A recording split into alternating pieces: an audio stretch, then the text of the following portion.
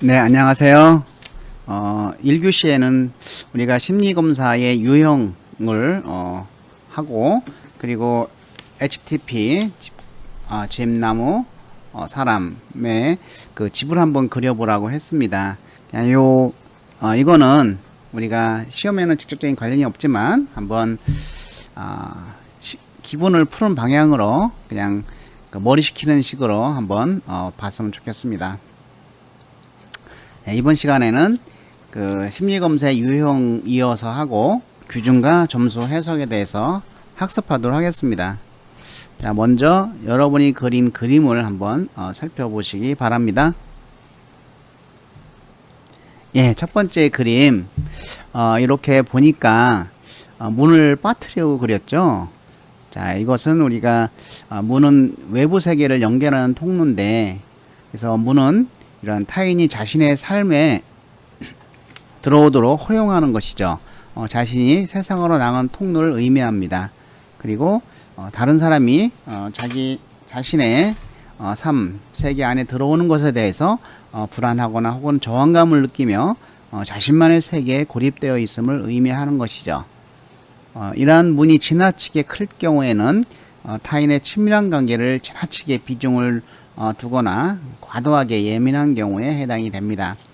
작은 문은 다른 사람과 관계를 맺고 싶은 욕구와 거부감, 두려움, 불편감의 양가 감정을 가지고 있다는 것이죠.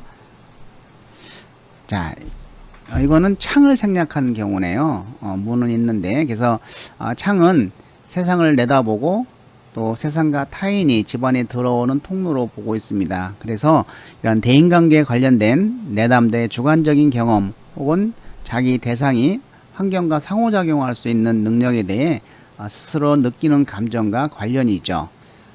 창을 너무 많이 그렸다고 하면은 과도하게 자신을 개방하는 의미다 라고 볼 수가 있겠습니다. 창을 많이 그린 경우 있죠. 이 경우는 관계를 맺는 것에 대해 실제로는 불안감을 느끼면서도 이를 과도하게 보상하려고 노력하고 있음을 의미하죠. 이렇게 안이 다 보이는 투사성의 모습을 띈 경우에는 자아 통제력의 상실 또는 현실 검증 능력에 장애가 있음을 또 암시를 하고 있습니다. 지붕에 천장을 그린 경우에는 자폐적 공간이 더 활발하고 그 안에 의축된 정도가 더 심함을 의미하죠. 이와 같이 집 근처에 부수적인 사물을 그려 넣는 경우에는 추가된 사물들이 아이에게 특징적인 모습을 반영해 주므로 그 의미를 잘 살피는 것이 중요합니다. 자, 이와 같이 그냥 우리가 간단하게 머리 식힐 겸 알아봤는데, 이것을 나중에 여러분들이 대학원이나 이런 데 가면은 더 깊숙하게, 또는 이거 하나로만 가지고도 여러분들이 깊숙하게 깊게 공부를 하실 수가 있을 것입니다. 자, 그러면 지난 시간에 이어서 심리검사의 유형 중에서 자, 측정 내용에 따른 분류를 살펴보도록 하겠습니다. 자, 측정 내용에 따른 분류, 이 파트는 상당히 중요합니다. 자, 인지적 검사와 정사적 검사로 나누는데요. 자, 인지 그러면은 어떤 지능이라든지 아니면 뭐 능력 이런 게 생각이 나죠. 인지. 그래서 이 인지적 검사를 우리가 능력 검사라고도 하고 있습니다. 그리고 이제 정서적 검사는 우리가 그 성격 검사라고도 볼 수가 있는 것이죠. 자, 그렇다고 하면은 이 인지적 검사는 그 능력 검사이기 때문에 최대한으로 많이 맞추고 정답을 맞춰야 됩니다. 그렇기 때문에 시간 제한이 있어요. 첫 번째는, 자, 이 인지적 검사는 극대 수행 검사라고도 합니다. 극대 수행 검사라고도 하고, 그래서 우리가 인지적 검사, 능력 검사, 극대 수행 검사는 같은 말이다 라는 것을 우리가 기억을 해줬으면 좋겠습니다. 어디서는 지문 인지적 검사로 나오고, 어디서는 능력 검사로 나오고, 또 어디서는 극대 수행 검사로 나올 수가 있습니다. 자, 그래서 이것은 시간 제한이 있고 문항에 정답이 있습니다. 그래서 최대한의 능력 발휘를 요구하는 것이죠. 우리가 안전 공공기관이나 이럴 때 봤을 때 NCS 직업기초 능력 평가가 있습니다. 이거는 굉장히 그 지문도 많고 문제도 많고 뭐 어려운 거 낮은 거 중간 막 섞여서 내는데 그 시간이 그렇게 길지가 않아요. 그래서 막 풀다가 보면은 그냥 중간에 시간이 끊깁니다. 그래서 시간 조절을 잘 하셔야 되고 또 우리가 성인용 적성 검사를 보더라도 그 시간 제한이 있죠. 자, 이런 것들입니다. 그래서 그 종류는 지능검사, 적성검사, 성취도검사 요 세 가지 중복류 우리가 꼭 기억을 해 주시기 바랍니다. 인지적검사에는 지능검사, 적성검사, 성취도검사가 있다. 지능검사, 적성검사, 성취도검사. 자, 그리고 이 지능검사의 종류도 같이 알아주는 것이 좋습니다. 자, 뭐 지능자가 들어가는 것이 다 지능검사죠.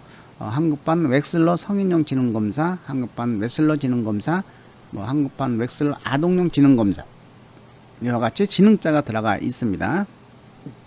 이걸 우리가 일반 능력검사라고 하죠. 자, 미국에서는 그 다음에 이제 적성검사죠. 그 지능검사는 일반적인 능력을 검사하는 것이라 일반 능력검사고, 이 적성검사는 특수 이것을 잘 기억을 해줘야 됩니다. 특수한 영역에 어떤 능력이 있는지 살펴보는 것이죠. 자, 그래서 그 GATB는 그 일반 적성 검사입니다. GATB 일반 적성 검사. 요거는 나중에 GATB만 별도로 빼서 학습을 하도록 하겠습니다. 시험에 잘 나오는 거기 때문에. 자, 그리고 기타 다양한 특수 적성 검사가 있습니다. 물론 우리나라는 성인용 직업 적성 검사가 여기에 해당이 되죠. 워크넷에 탑재되어 있습니다. 성인용 직업 적성 검사 워크넷에 탑재되어 있다. 자, 그리고 성취도 검사 토익, 토플. 그래서 다음 중 뭐 인직 검사의 종류에 해당되지 않는 것은 지능 검사, 성격 검사, 성취도 검사 놓고 하나 그 정서적 검사의 종류를 집어넣을 수 있습니다.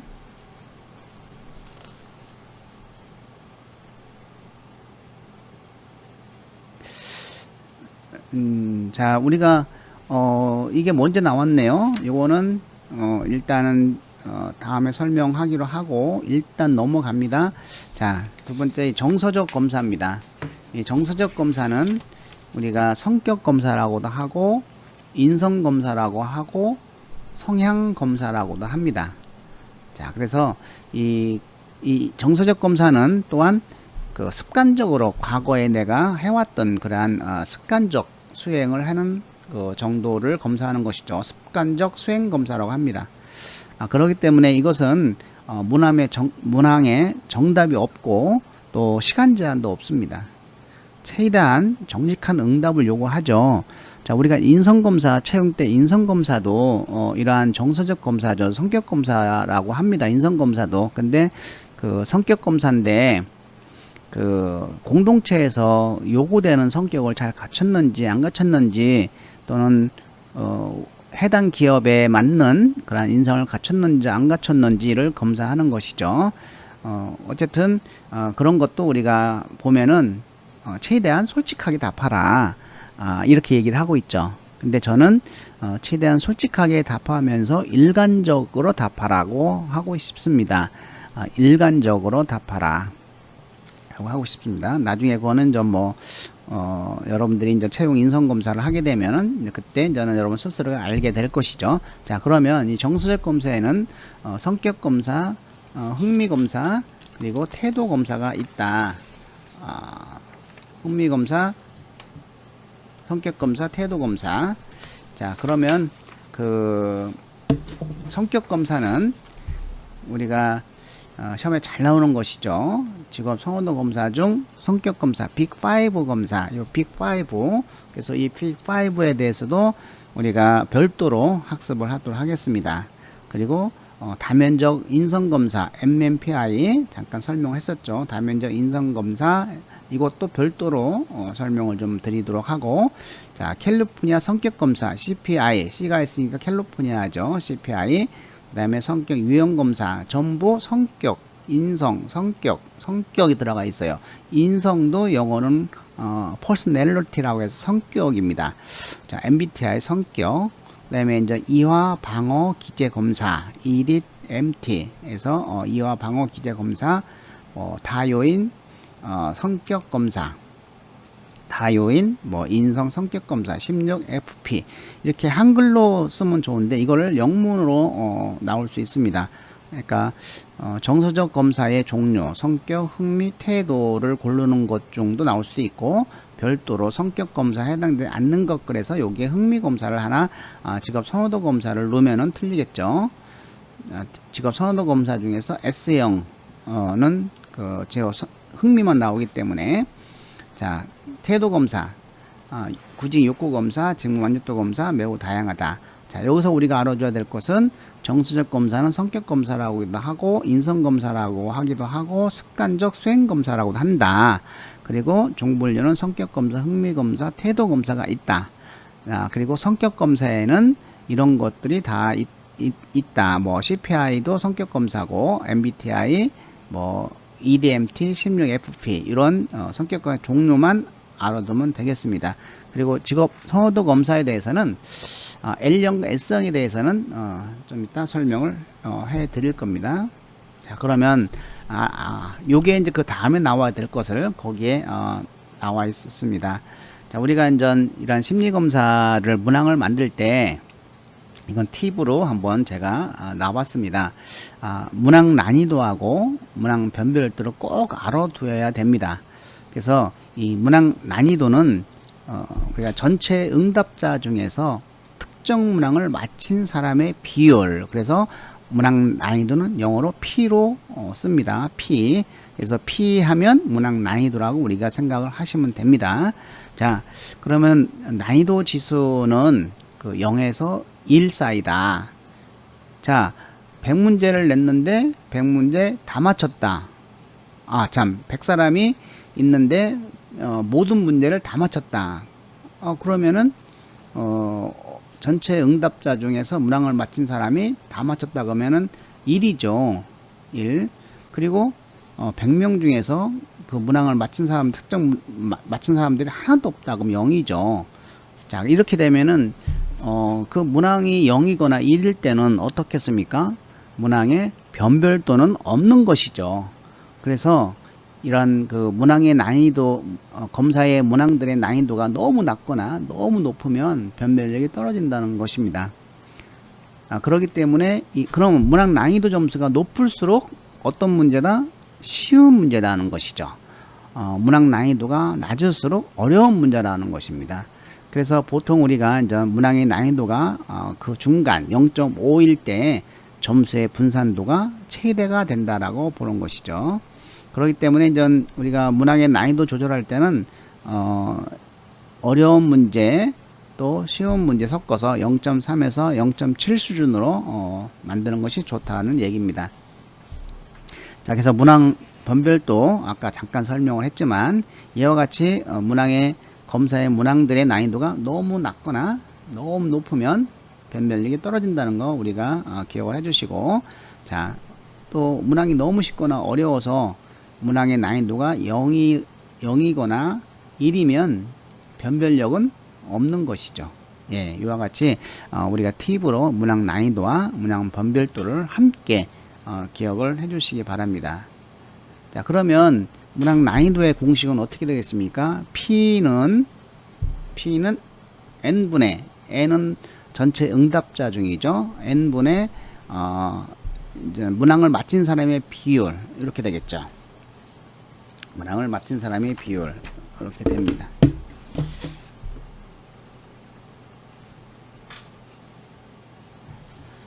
자, 그럼 세 번째는 사용 목적에 따른 분류, 세 번째는 사용 목적에 따른 분류를 살펴보도록 하겠습니다.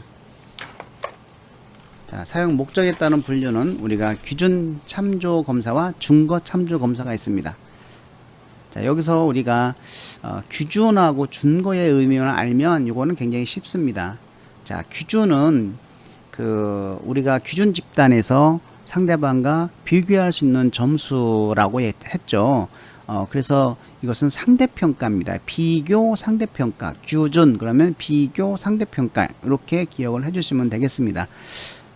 만약에 내가 검사를 했는데 어떤 기준이 되는 어떤 규준 점수가 없으면, 비교할 만한 점수가 없으면 내가 뭐 우울한지 아니면 이쪽 흥미 쪽에 그 점수가 높은 것인지, 일반 사람들에 비해서 평균적으로 높은 거, 이걸 알 수가 없는 것이죠.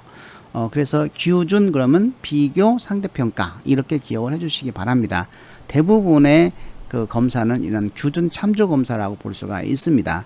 그래서 이 기준 참조 검사는 다른 사람들의 점수와 비교해서, 비교 동그라미 치시고 상대적으로, 비교 동그라미 치시고 어떤 수준인지를 알아보는 것이 목적인 것이죠. 그래서 뭐 선발검사, 성격검사, 적성검사 등에서 상대적 서열에 의해서 평가되는 상대평가라고 하는 것이죠.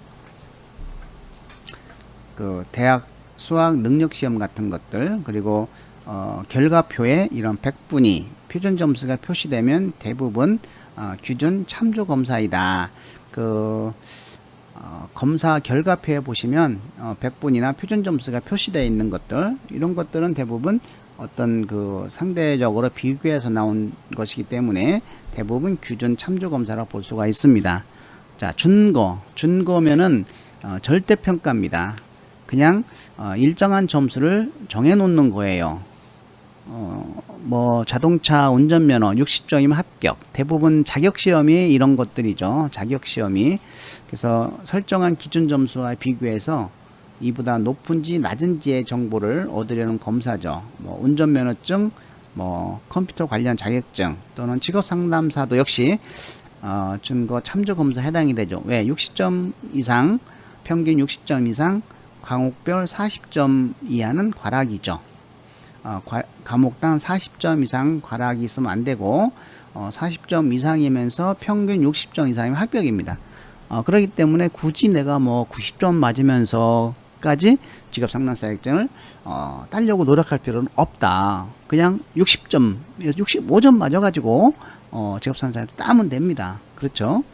그런 사람이 가장 잘하는 거예요. 또 이것은 절대평가라고도 하며 기준 점수는 검사, 조직의 특성, 시기 등에 따라 달라질 수가 있습니다. 각 개인의 점수를 준거를 참조해서 자격증 여부를 판단하는 것이죠. 부여를 할 것인지 안 할 것인지를 판단하는 것입니다. 자, 결과표에 뭐 정답 100분율, 이건 100분위가 아닙니다. 100분율, %, 통과, 비통과, 또는 도달, 미도달 여부 등이 표시되면 이것은 준거 참조 검사이다.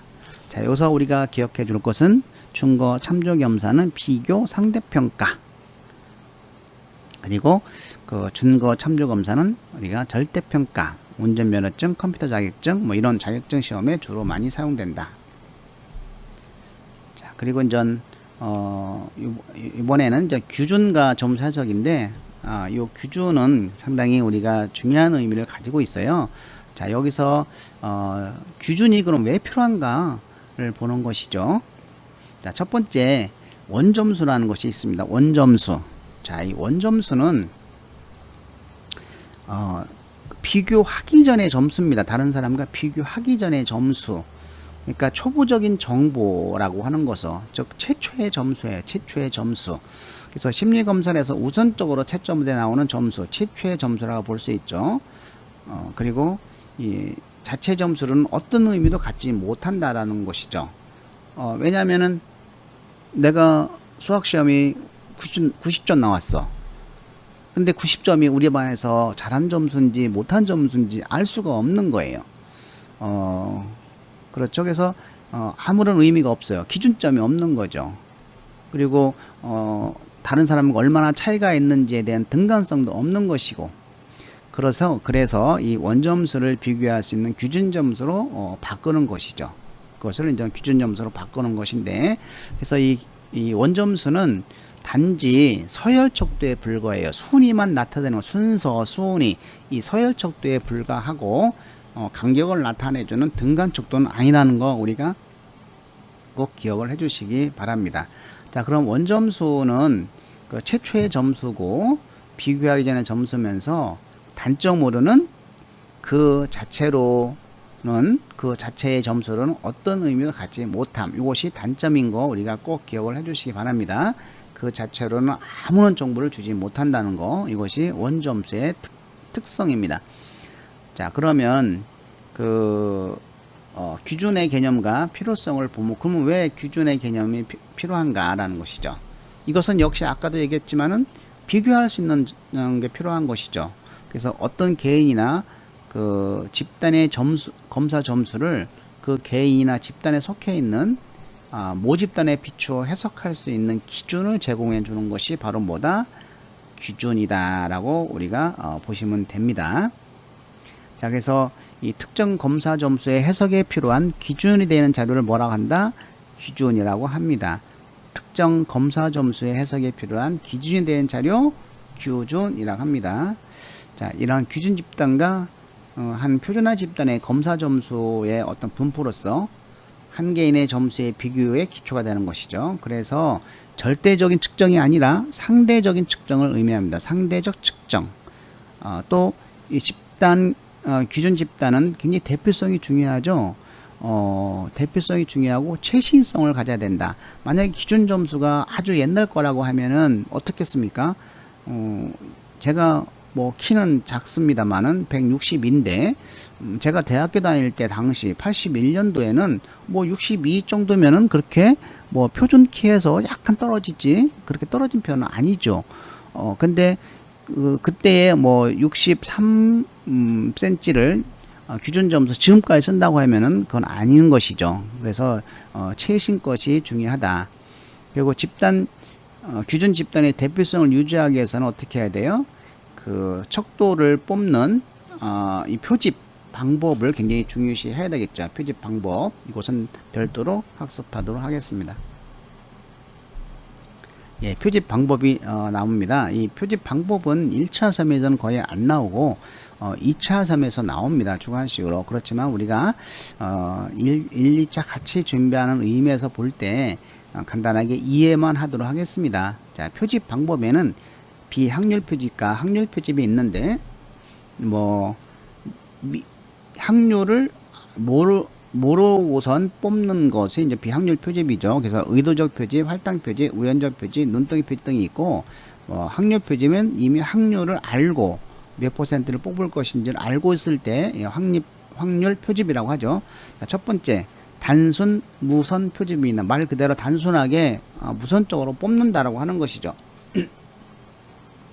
자, 모집단의 구성원들에게 일련 번호를 부여하고 이 번호들 중에서 무선적으로 필요한 만큼 표집하는 방법이죠. 자, 100명이 있다. 100명에게 1년 번호를 쫙 줘. 그 중에서 뭐 4번, 7번, 9번, 10번 이렇게 해서 그 10%를 뽑는다 그러면 10명을 뽑게 되는 것이죠.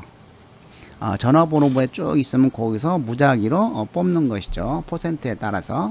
이것이 이제는 단순 무선 표집이고, 자, 이 체계적 표집은 뒤에 나오는데 이 체계적 표집과의 차이가 있습니다. 이 체계적 표집은 단선 무선 표집을 조금 더 발전시킨 거예요. 그래서 우리가 그 1년 번호를 부여하고 첫 번째 1번에 해당되는 걸 뽑겠다. 그러면은 1번, 11번, 21번 이렇게 되죠.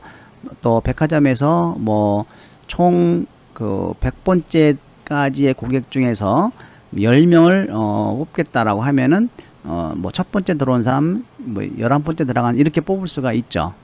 그래서 우리가 그 학교 다닐 때 고등학교 때 많이 경험을 해. 중고등학교 때 뭐 선생님이 시킬 때 3번 그러면은 누가 긴장해요? 13번이 긴장을 하죠.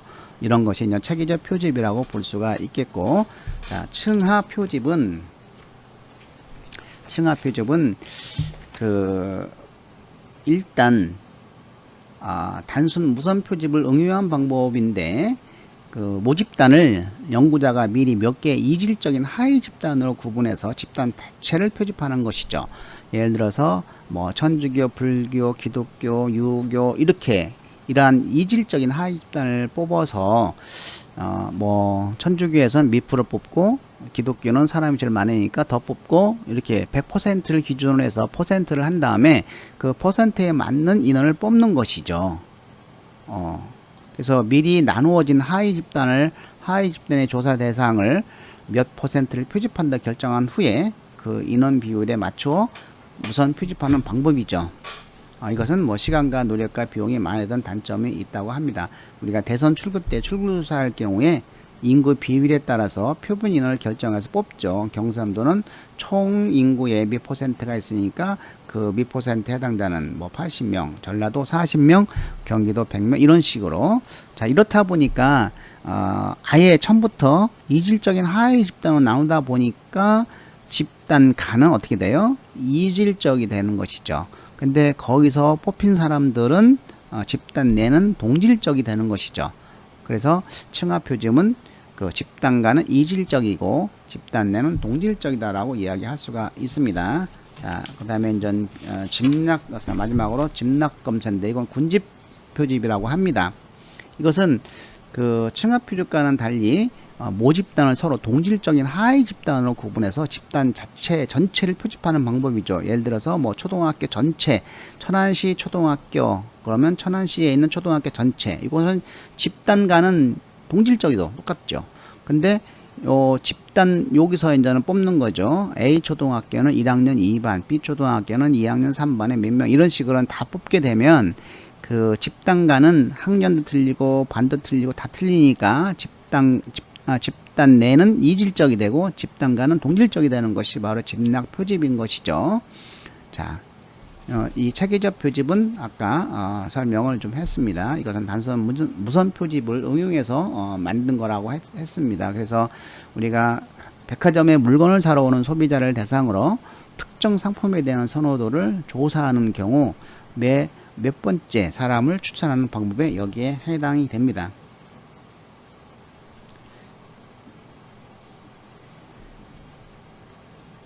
예, 규준의 제작. 이곳은 우리가 규준의 제작을 위해서는 검사를 실시하는 표본을 규준 집단이라고 했고, 이거는 계속 설명했던 것이니까 중요한 것만 규준 집단이라고 하고, 그리고 모집단의 대표성 확보할 수 있는 표본 추출 방법이 아까 표본 추출 방법 4가지 했죠. 이용하는 것이고, 또 모집단으로부터 표본을 추출하는 과정을 표집이라고 하는 것이죠. 모집단 전체를 할 수가 없으니까 표집을 해서 하죠. 또 이런 모집단을 구성하는 사례들이 표본에 속할 확률을 알고 하는 표집을 확률 표집, 그렇지 않은 게 비확률 표집이라고 하였습니다. 자, 이 규준의 종류를 우리가 알아둘 필요가 있는데 그 중에서 첫 번째는 이제 발달 기준이 있습니다. 발달 기준, 연령 기준, 학령 기준, 서열 기준, 추적 기준이 있어요. 여기서 우리가 하나만 알아주면 됩니다. 연령 기준. 자, 연령 기준은 이 발달 기준이라고 하는 것은 어떤 내용이냐면은 정상적인 발달 과정에서 얼마나 벗어난 정도가 되느냐라는 것이죠. 얼마나 벗어나고 있느냐. 그래서 연령 기준은 그 해당 검사를 통해서 주어지는 결과 점수가 수검자의 정신 연령 수준에 반영한다. 정신 연령 수준을 반영하는 것은 뭐다? 연령 기준인 것이죠. 그래서 이런 개인의 점수를 기준 점수와 비교를 통해서 정신 연령 수준을 반영하는 것이죠. 예, 학력 기준, 서열 기준, 추적 기준은 종류만 알고 내용은 한번 읽어보시기 바랍니다. 자, 2차 시 여러분 수고 많이 하셨습니다.